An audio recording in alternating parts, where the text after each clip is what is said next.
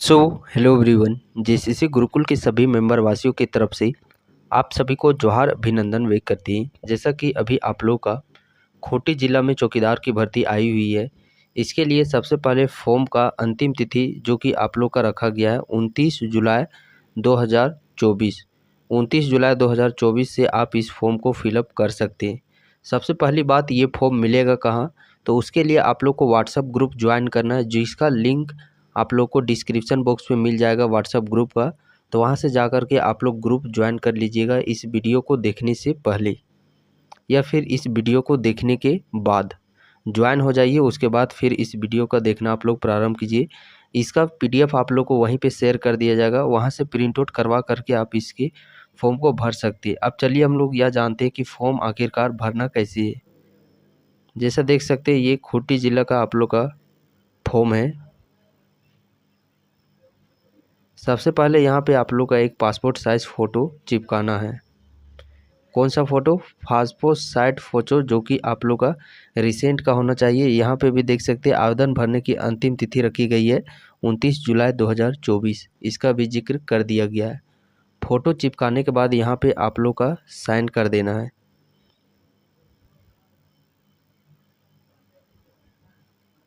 इस प्रकार यहाँ पे साइन कर देना है।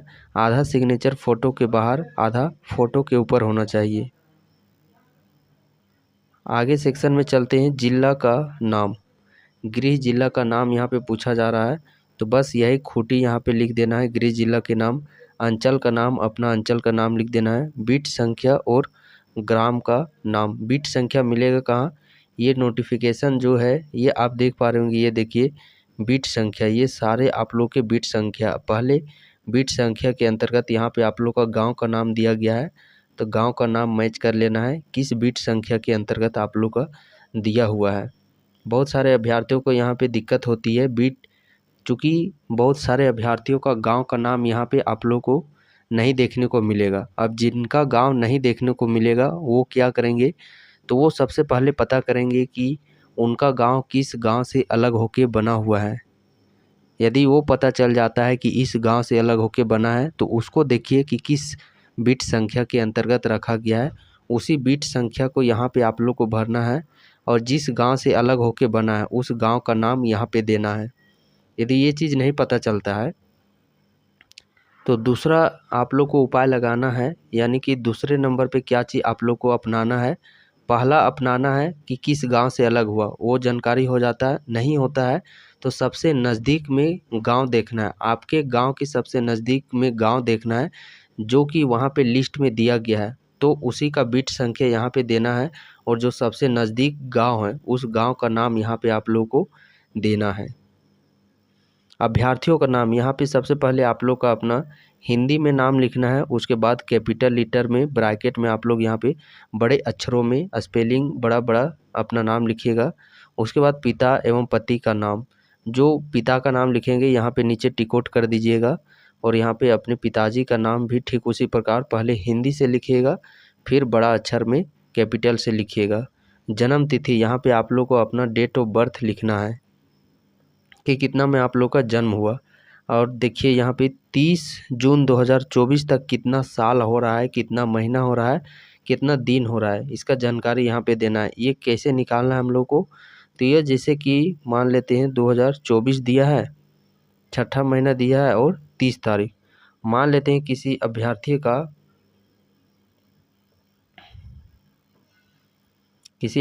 का 15 तारीख 5वां महीना 2000 में जन्म हुआ है, तो जो बड़ा डाटा है 2024 वाला उसको हम लोग ऊपर लिखेंगे और जितना जन्म हुआ है उसको हम लोग नीचे लिखेंगे। अब इसको घटाएंगे, दिन 30 है, 30 में 15 घटाएंगे तो कितना बचेगा? यहाँ पे हमारा 15 बचेगा। 6 में 5 गया तो 1 बचेगा।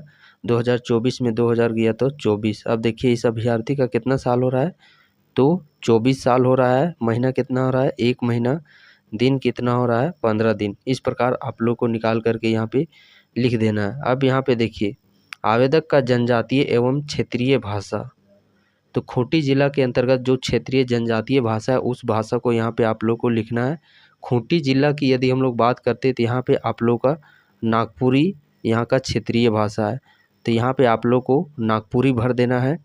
उसके बाद देखिए अभ्यर्थी का अस्थाई पता यहाँ पे बोला है, तो इस अस्थाई पता के जगह पर आप लोग को अपना आधार कार्ड में जो है, जो आप लोग का जाति निवास में जो एड्रेस है, जो मार्कशीट में एड्रेस है, उसी को यहाँ पे आप लोग को लिखना। अपना गांव का नाम, पंचायत का नाम, पोस्ट का नाम, थाना का नाम, अंचल का नाम, जिला का नाम, मोबाइल संख्या यहाँ पे देना है।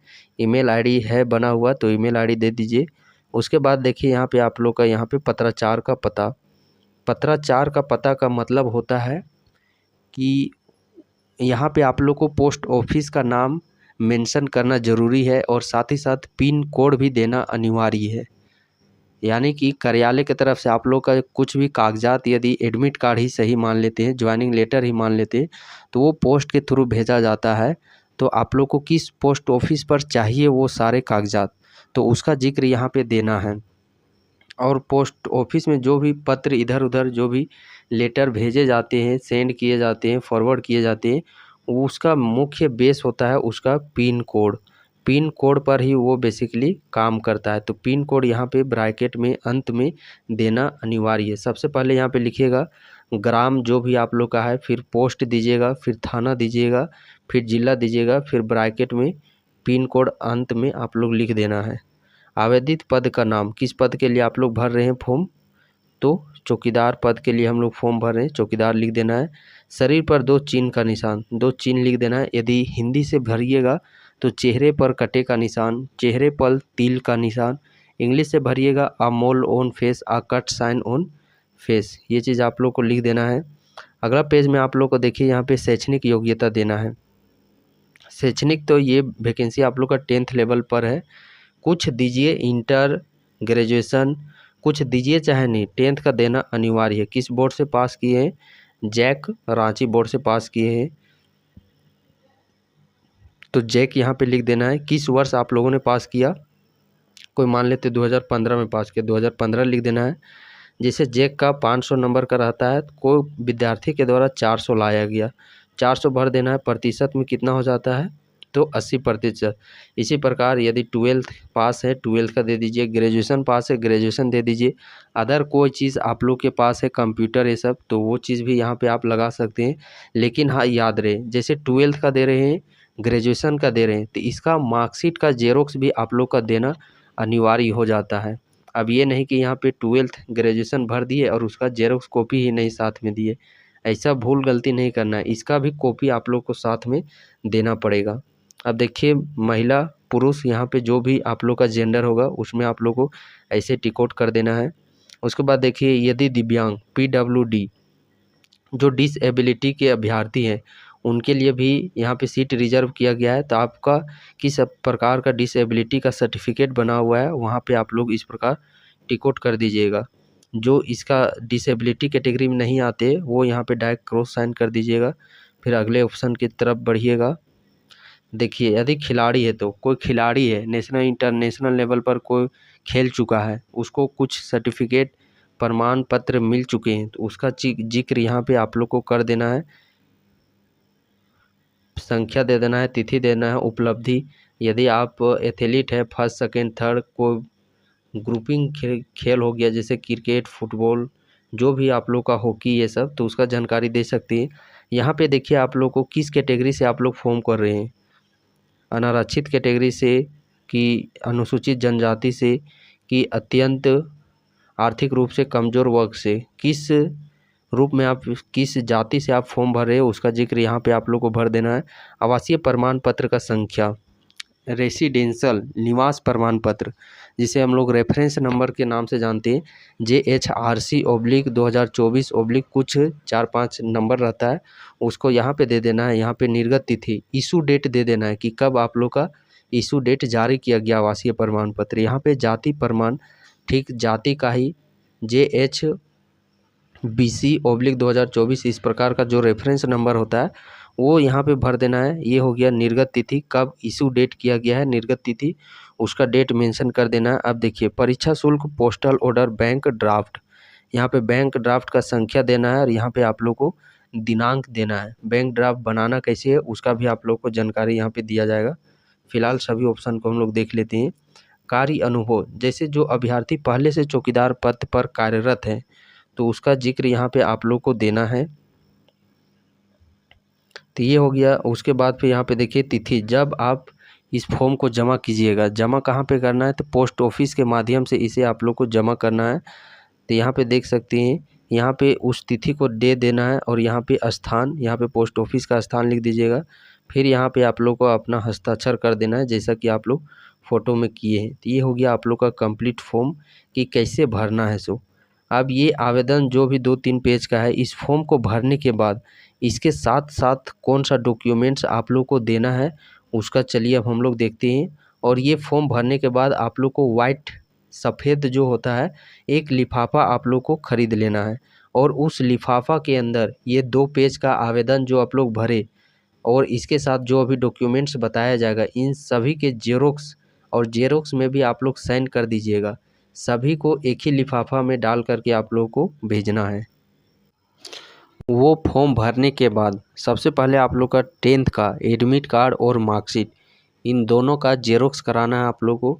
यदि आप 12th का भी दे रहे हैं क्वालिफ़िकेशन में, ग्रेजुएशन का भी यदि आप लोग फॉर्म में भर दिए हैं, तो 12th ग्रेजुएशन का भी आप लोग को सर्टिफिकेट का जो मार्कशीट होता है, नंबर दिया रहता है, उसका सिर्फ आप लोग जेरोक्स करा लीजिएगा। 12th ग्रेजुएशन का सिर्फ मार्कशीट और 10th का एडमिट कार्ड और मार्कशीट दोनों। उसके बाद आवासीय, जिसे निवास प्रमाण पत्र, जिसे रेसिडेंशियल के नाम से जानते हैं, इसका जेरोक्स करवा लेना है।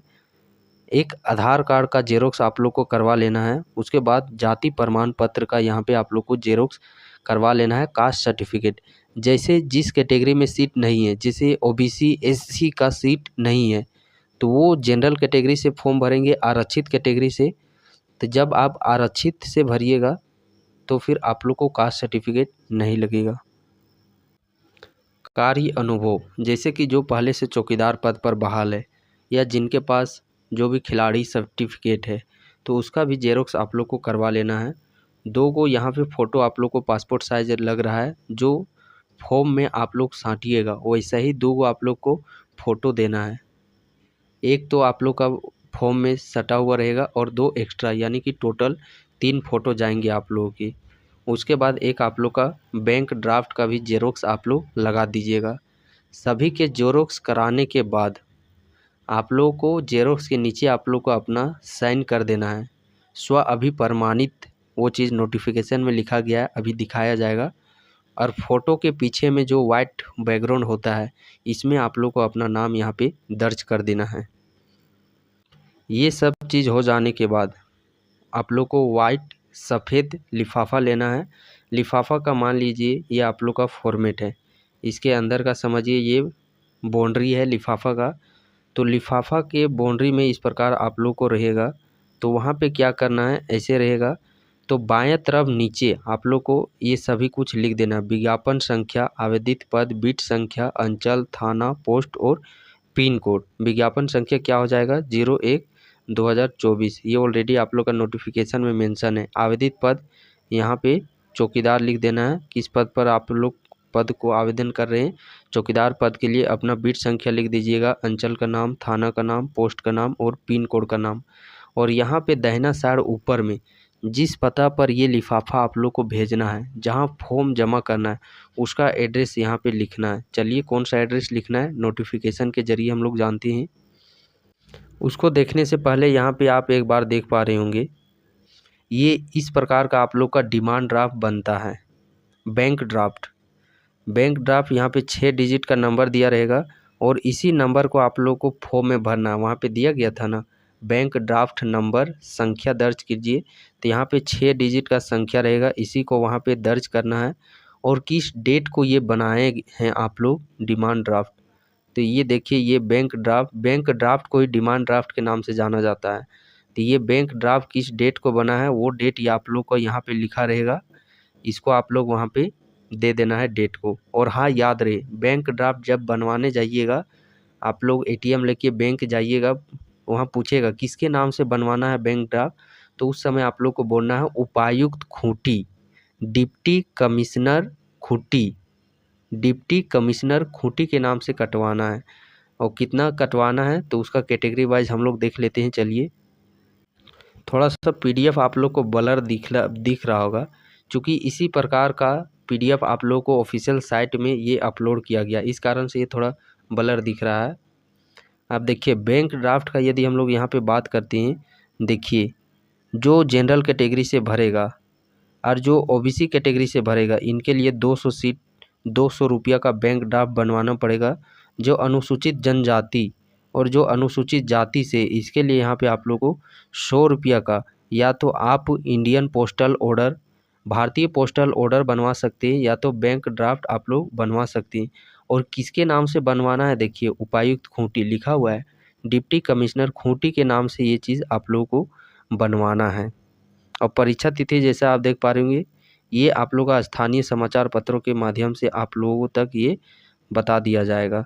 और वो जो हम लोग लिफाफा में देखे थे, ऐसे था यहाँ पे जो हम लोग लिखे थे बाएं तरफ में, वही चीज़ यहाँ पे भी देख सकते हैं। अभ्यर्थी लिफाफा के ऊपर विज्ञापन संख्या, आवेदित पद का नाम, बीट संख्या, अंचल का नाम, थाना का नाम अवश्य अंकित करेंगे। ये भी आप लोग को अंकित करना अनिवार्य है, तभी तो जब आप पोस्ट के माध्यम से भेजिएगा तभी तो पोस्ट मास्टर जानेगा हाँ कि ये लड़का, ये अभ्यर्थी, ये कैंडिडेट भेज रहा है, कहाँ पे भेज रहा है उसका पता भी यहाँ पे आप लोग को देखने को मिलेगा।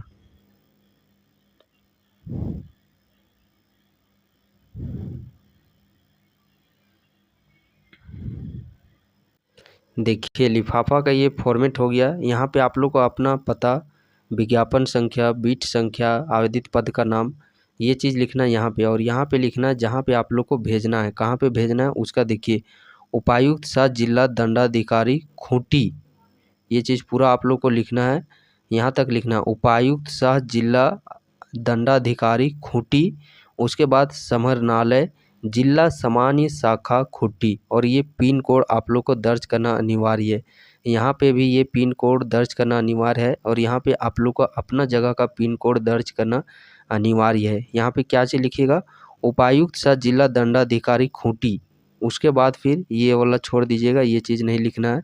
उसके बाद समाहरणालय जिला सामान्य शाखा खूंटी, पिन नंबर, ये चीज़ आप लोग को मेंशन कर देना है यहाँ पे। और ये आप लोग को देखिए डाक के माध्यम से ही भेजना है। यहाँ पे भी आप देख सकते हैं पद नाम से डाक द्वारा, ये पोस्ट ऑफिस के द्वारा आप लोग को भेजना है। आप पता कर लीजिएगा कि हाथों हाथ यदि आप लोग का स्वयं जाकर के यदि होता होगा तो आप स्वयं जाकर के भी कार्यालय इस फॉर्म को जमा कर सकते हैं। अंतिम तिथि जो पहले बता दिया गया है 29 जुलाई 2024 को ये अंतिम तिथि है आप लोग का रखा गया है। देखिए जो हम लोगों ने वहाँ पे देखा कि इसके साथ क्या क्या डॉक्यूमेंट्स देने हैं, वो चीज़ यहाँ पे जानकारी दिया गया है। शैक्षणिक अंक पत्र, जो आप लोग का 10th का है उसका अंक यानी कि मार्कशीट, साथ ही साथ एडमिट स्व अभिप्रमाणित, मतलब होता है सिग्नेचर करके अपना वहाँ पे साइन कर देना है सत्यापित करते हुए। आरक्षण का दावा, जो भी कैटेगरी से यदि कोई ST भर रहा है, EWS कैंडिडेट है, तो आरक्षण का दावा करने के लिए आप लोग को जाति प्रमाण पत्र देना पड़ रहेगा। और जन्म तिथि से संबंधित ये आधार कार्ड इसके जगह लगाना है। आचरण से संबंधित प्रमाण पत्र, यहाँ पे देखिए आचरण से संबंधित प्रमाण पत्र, आप लोगों का यहाँ पे कैरेक्टर सर्टिफिकेट भी मांगा जा रहा है। आचरण से संबंधित प्रमाण पत्र, कैरेक्टर सर्टिफिकेट, ये भी आप लोग को मांगा जा रहा है। ऑनलाइन ऑफलाइन जो भी आप लोग पता कर लीजिए, कम समय किसमें लगता है, दोनों आप लोग का यहाँ पे चलने वाला है। ऑनलाइन ऑफलाइन दोनों आप लोगों का यहाँ पे लिया जाएगा। तो आचरण का भी एक जेरोक्स आप लोग को देना है। कार्य अनुभव, जैसे जो पहले से चौकीदार पद पर बहाल है या कोई खिलाड़ी है, तो उसके लिए यहाँ पे भी आप लोग को उसका सर्टिफिकेट दर्ज करना होगा। और देखिए सभी में आप लोग के स्व अभिप्रमाणित, और साथ ही साथ यहाँ पे देखिए 2 पासपोर्ट साइज फ़ोटो, ये भी आप लोग को देना है। वही पता जो अभी आप लोग को बताया गया 29 जुलाई 2024 तक फॉर्म आप लोग के भरे जाने वाले हैं। जैसा कि अभी अन्य ज़िलों में भी भर्ती आई हुई है, तो उसका स्पेशल बैच आप लोग के लिए चलाया जा रहा है। क्या आप लोग के ज़िला के लिए भी क्लासेस चलाए जाएँ? सो इसका जानकारी आप लोग ज़रूर कमेंट सेक्शन में दीजिएगा। जैसा आप लोग का रिस्पॉन्स मिलेगा बैच के रिगार्डिंग, उसके अनुसार आप लोग का भी क्लासेस बहुत ही जल्द स्टार्ट कर दिए जाएंगे।